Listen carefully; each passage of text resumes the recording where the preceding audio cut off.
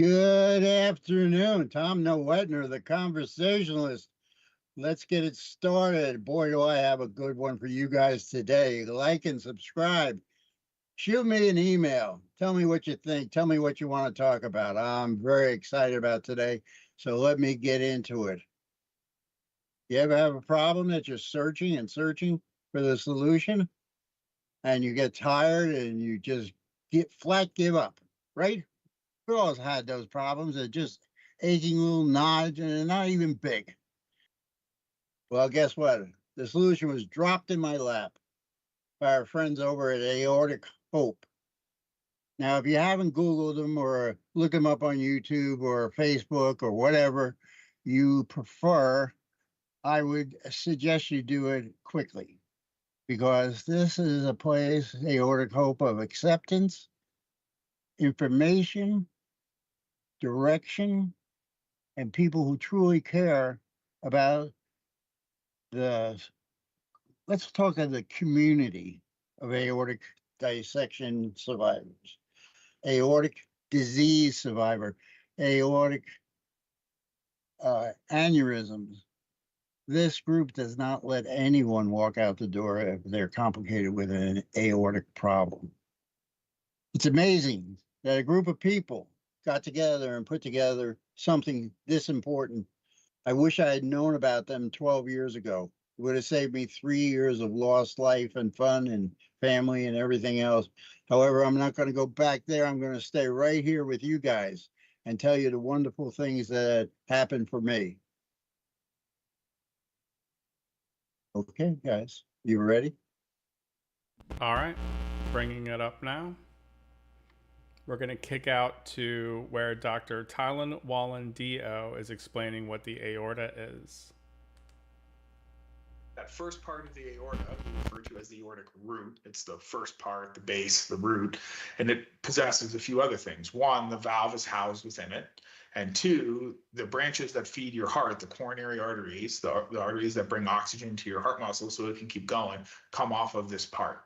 And that complex together, the coronary arteries, the valve, and the base of the aorta is referred to as the aortic root. Once you come a little bit past the aortic root, the aorta goes up in sort of a small curve inside your chest. Because it rises inside your chest, we refer to it as the ascending aorta. About the top of your breastbone, right where that little notch is at the top, it goes from front to back, forming an archway, which we have uncreatively named the aortic arch, right? Mm-hmm. Off of that aortic arch is the branches that go up to your brain and out your arms. It then nestles in by your spine and your back, goes straight down through your thoracic cavity, down through the thoracic cavity. We refer to it as the descending thoracic aorta. Again, no one said we were very creative. And then it goes through your diaphragm and into your belly, where it becomes the abdominal aorta. And in the abdomen, it gives off branches to your liver, your spleen. There's a branch to each kidney, a couple of branches to your intestines, and somewhere around your belly button, it splits in two. And there's a road that heads down one leg, and there's a road that heads down the other. So we divide the aorta up into these sections because it helps us conceptualize the different disease processes that affect them. And it also sort of separates out how we take care of them. The aortic root, the ascending aorta, and for the most part, the aortic arch is taken care of primarily by cardiac surgeons. The descending thoracic aorta is usually managed in a combination of cardiac surgeons and vascular surgeons. And the abdominal aorta is typically the area where vascular surgeons do most of their work. Mm-hmm. At a lot of aortic centers, such as ours, there's a lot of blending of those lines. We tend to work together, and a lot of different teams, participate in different types of cases. But the treatment modalities for each one of those areas are a little bit different. So that's why we assign those differences: the aortic root, the ascending aorta, the aortic arch, descending thoracic aorta, abdominal aorta. All that said, though, to you have one aorta, that's one organ, right? Your body doesn't make a difference between the thoracic and abdominal aorta, the ascending and the arch, right? It's all your aorta. Mm-hmm. And I bring that point up because when anybody has a problem with any facet of their aorta, it's one organ, right? So when people come in and they have problems with their descending aorta, right? Well, we got to check their ascending, we got to evaluate their root, their valve, we have to check their belly, we have to check the lower extremities, all the other facets, because again, it's one organ. It does come I have from to interrupt and just say I am all right, so you understand. This is the most amazing young man I've met in many years. And if I can get in to see him, which, guess what, guys? Already have my GP working on it. She sent the referral and faxed it over to him. So all I'm waiting for is a call with my appointment date and time. You understand how important this is to me? I won't be traveling 2 hours and 15 minutes each way. I won't have to yell at my friends, I need a flight up to Albany or I need one back. I can become less of a burden for people and more self-sufficient. It's 20 minutes, 30 minutes if I dilly-dally down to him. His office is so close to me, I could, practically take a shot at it. Anyway, wonderful gentleman. If you watch the whole video, and I hope you go to Aorta Cope and watch the whole video, because this guy is truly amazing. He's easily explains the most complicated issues that in the aortic disease, and very clear and very precise, and uses down to earth vernacular that you can understand. He also is a DO, not an MD, so he does holistic. He does the whole body. It is. Haven't you felt? Oh, I guess for the last 20 years, it seems like every doctor I go to has a specialty. This guy, he puts the scope in your butt, and this guy he puts it down your throat. This guy over here is the radiologist, but this guy is the one that's got to order the CT. You know what I mean? I got a cardiologist and a heart doctor and a vascular surgeon. I've got an NP who takes care of my medications and my nutritional needs, because for a while there I was taking 22 pills twice a day, and I was taking half of them because of the side effects the other half gave me. How do you like those apples?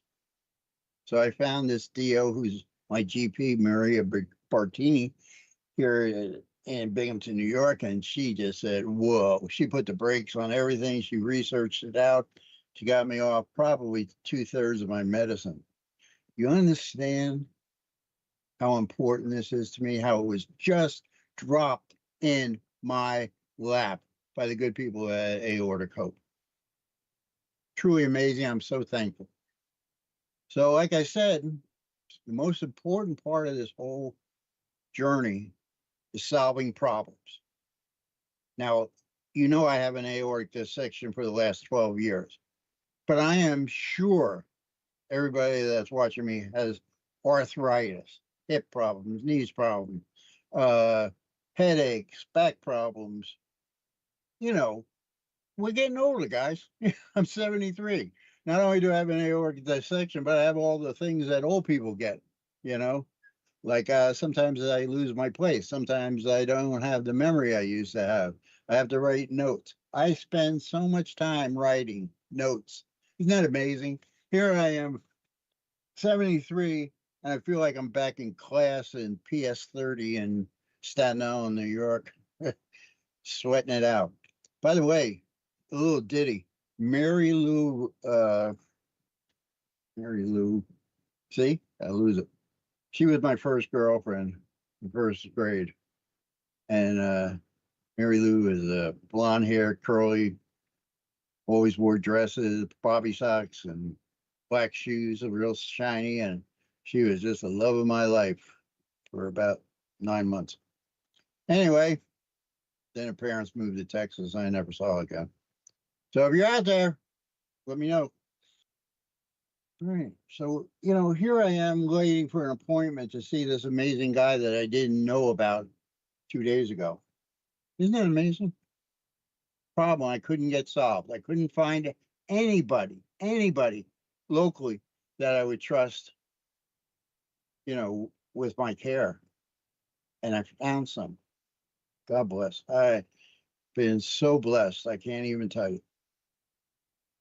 This young man, other than, just being a DO, he seemed very creative. And like most DOs, he does a lot of research.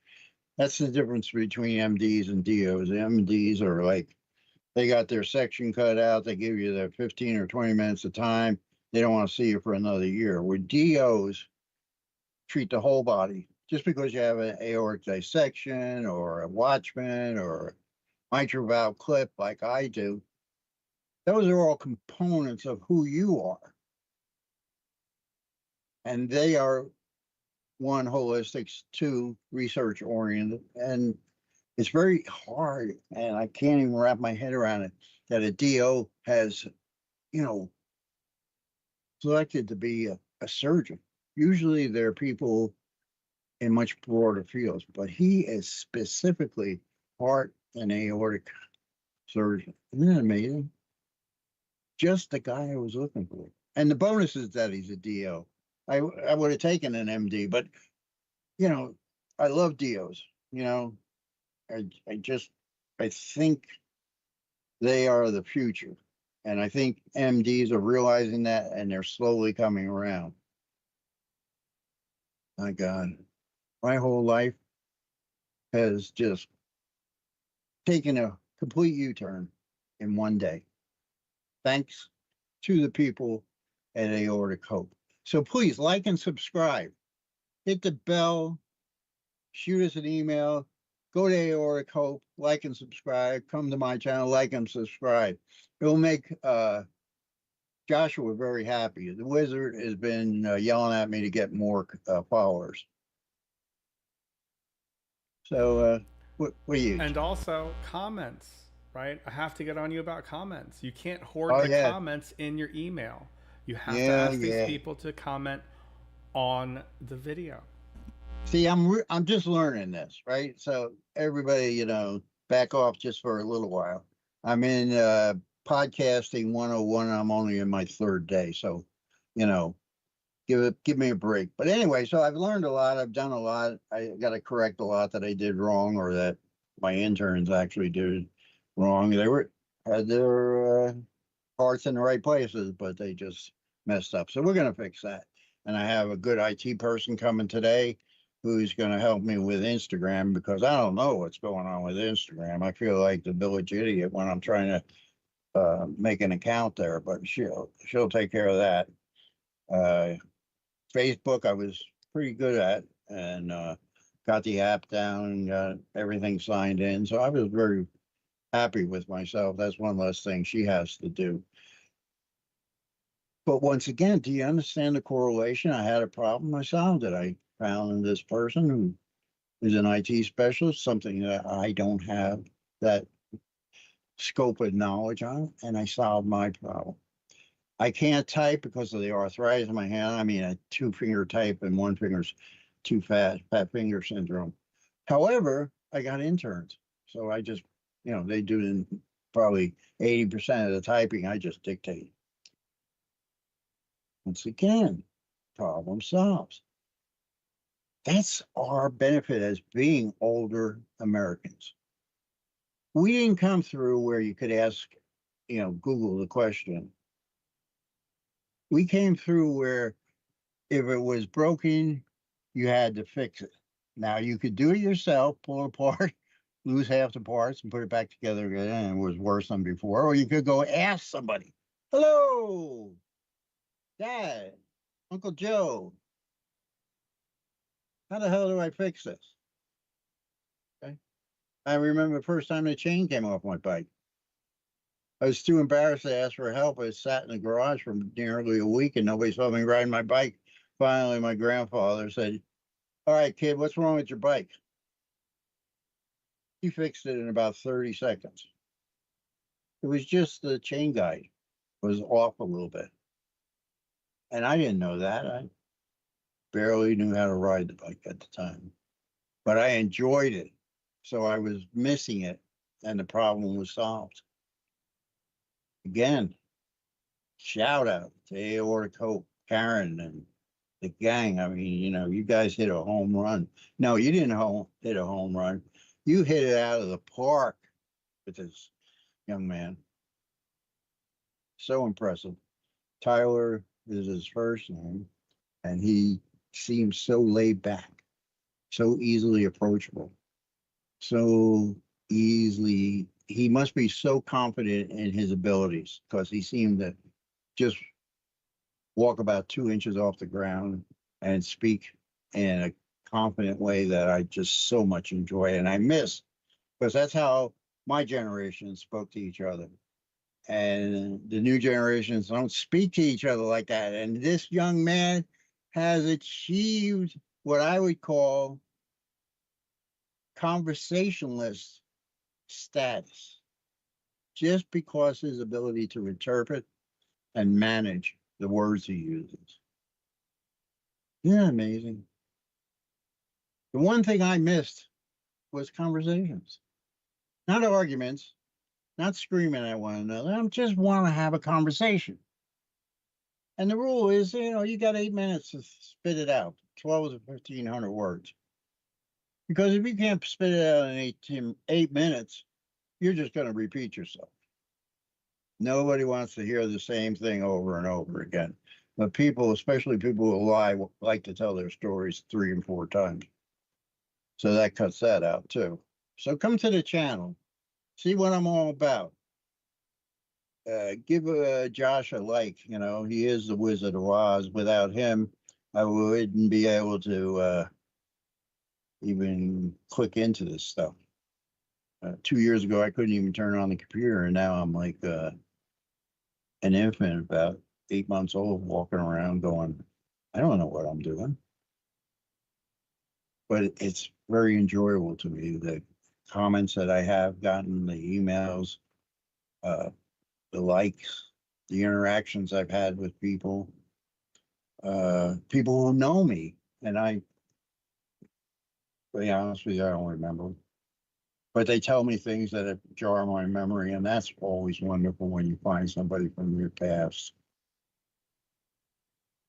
Well, I'm not going to take a real long time with this. You could call it a public service commercial, PSA. But the truth of the matter is, when you have a problem, look outside yourself. Find a group of people who have similar experiences. Maybe they have a better way to do things. It's like when you put it in an outlet, I was taught 50 years, 60 years ago how to put it in an outlet. But if you look on YouTube, there's so much. The newer outlets, you can strip the wire, you can put it in, you can tighten up the screw, and it's half the work. I mean, there's always a better way to do something, right? Well, the better way to do something for me in my aortic disease condition and my advanced age, but that's another story. Well, I just wanted to come to you and tell you that I had a problem solved, and it wasn't by anything I did. It was just by the grace of Karen and Aortic Hope that I had. And I happened to click in. I wasn't feeling up to it yesterday. I had fallen, and I really wasn't into it, but I did it anyway. You see how this worked? I didn't want to do it, but I did it anyway. Isn't that amazing? Come on, guys. Give me some credit for the Wim Bam. All right. I guess I am beating my drum for 30 minutes. That's good enough for commercial for Aortic Hope. I want you guys, please, like and subscribe, comment. Minutes. Huh? That's 18 minutes. I love your clock. My clock says 26 minutes, 58 seconds.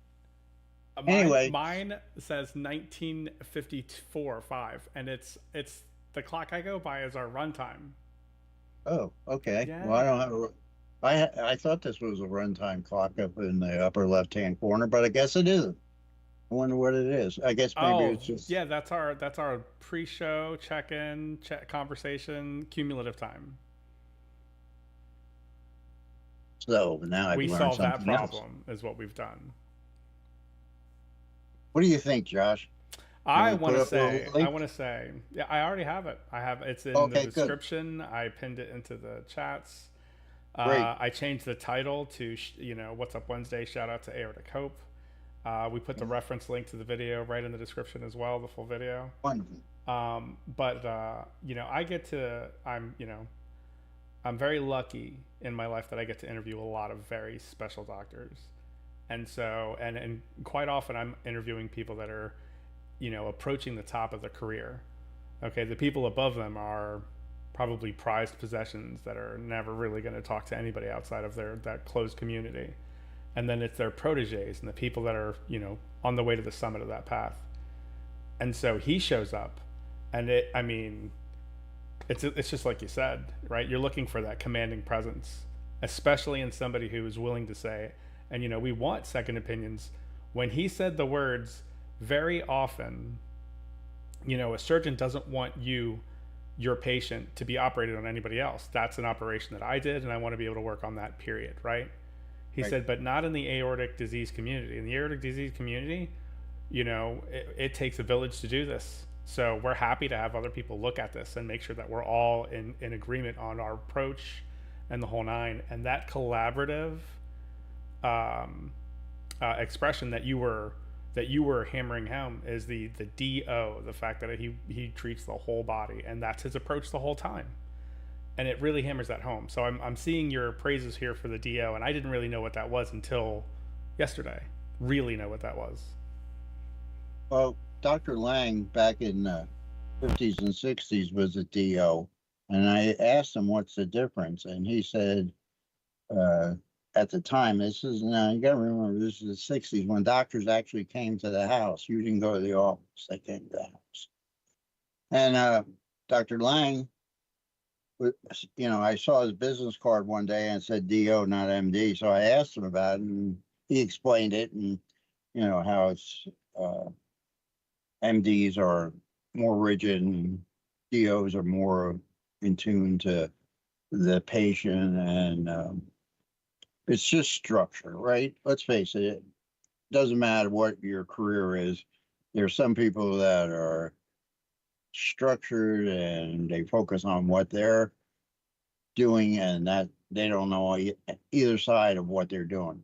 But DOs seem to understand that just because they're treating you for the heart condition or the aortic condition, this is not an independent item. It's part of your body. And what's happening in your mind, what's happening in your life, what you're putting in your mouth, the amount of exercise you're getting, they take that all in. Now, remember, my general practitioner, the woman who saved my life, Maria Bertini, is a DO. Hopefully they'll take me on as a new patient, and I'm not so critical and so old and so feeble that, I'm still worth saving. That would be a nice thing. We'll be a DO, and he'll be 2 hours closer. Yay, Tom. That's so big too, right? That is so big. I didn't realize that you were going that far for all of your checkups. Well, this is a desert, medical desert. Yeah. Yeah, and I learned quickly that after, I had a cardiologist who had me sit in a chair for 3 years, and he had me scared to death. Even if I sneezed, I was going to die. And, I can't criticize him too much because he was an older gentleman and nobody else would take me. So I needed somebody to write my pill prescription, renew them. So he was good enough for that. But he never did any research and find out what else is happening. And my caregiver, my wife, Erin Cavanaugh, made a video. I hope you guys check it out. Josh will post it and put a link to it through my channel. She worked tirelessly, just endlessly, just night and day. I mean, she worked for the state of New York, so she had an 8-hour day and that commute time, and she would come home and eat and then start researching. And at first she started rudimentary, treatment and what it is, and then treatment. And then she started looking for doctors. We found the GP, we found a vascular surgeon, and the first person she called didn't answer. So luckily the second person, their office answered. And the most amazing thing happened. They put her on hold, and the next thing, she was doing was talking to the actual doctor. How does that happen? You don't talk to the doctor. But in this case, the way she explained it, that I'd been in this chair for 3 years, a little more, I guess, that the doctor got on the phone. She was talking to the nurse practitioner.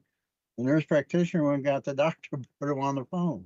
So I had an appointment with the president of the Vascular Association. And that's another story. But the gentlemen in my life and the women in my life deserve all the credit for getting me to where I am now. No matter how many times I wanted to commit suicide, how many times I gave up, and how many times I just got frustrated, how many first year, 9 emergency room visits, and you know, everybody thought I was a hypochondriac. But do you understand? I put in the work for 12 years, and 2 years ago, you know, I started my personal search. I learned how to use a computer. The first one was my phone, obviously. That's the easiest one to figure out how to work. And I had a lot of good people that took the time to show me that. And because in my profession, being a chef, I would do point of sale and I would do inventory on the computer, and I do QuickBooks to get the information too. But you have to understand, it was very rudimentary. I would go into the programs and find the things I needed. People would show me that. So I could look at the price of apples and how many we sold and how many we need. I could see how many dishes are being sold. I could see what the gross, what the net was. I could see what our labor costs were, because in the kitchen, everything has to be controlled. I mean, there isn't even a ability to be a little off because the margins are so tight. But I guess I'm going off the subject. I don't know. God bless you. Aortic hope. Whew. When I found the hangout, you could have knocked me over with a feather, a good wind. I clicked into it the first time. I was amazed. I sat there for probably the first 20 minutes, just amazed. Camera off, microphone off, just listening to these people. They were real people with the same disease I had. And they had moved on from fighting the disease and put time in their lives for gardening and cooking and flying around the world and going to Alaska for fishing, and all these wonderful people. God bless you. Like and subscribe to me, to Aortic Hope. Understand that I love you. I appreciate you. All God's blessings. Josh, thanks again for opening this world to me. And I want to say thank you. Like and subscribe, comment.